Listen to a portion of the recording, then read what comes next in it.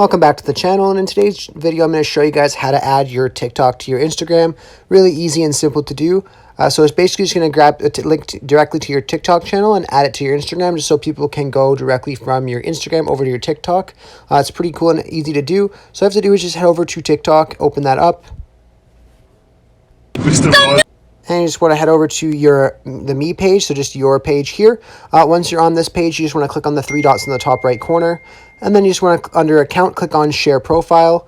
Now, there's no option for Instagram here through all these options. So all I have to do is just click on the Copy Link option. And all it's going to do is just copy that link to your TikTok profile. Once you've done that, you can exit out of this and head over to Instagram. And then you just want to go over to your Instagram page. And then here you can just click on Edit Profile. And then under Website, you can just go ahead and erase what you currently have. And just double click and click on Paste. And now you've added your TikTok link to your Instagram. So you just click on Save. And then you can just click on that. And you'll notice that it'll open up your TikTok page directly to your page. And it's as easy as that. I really hope I was able to help you guys out with this video. If I was helpful, be sure to leave a like and subscribe for more tutorials. Thanks for watching.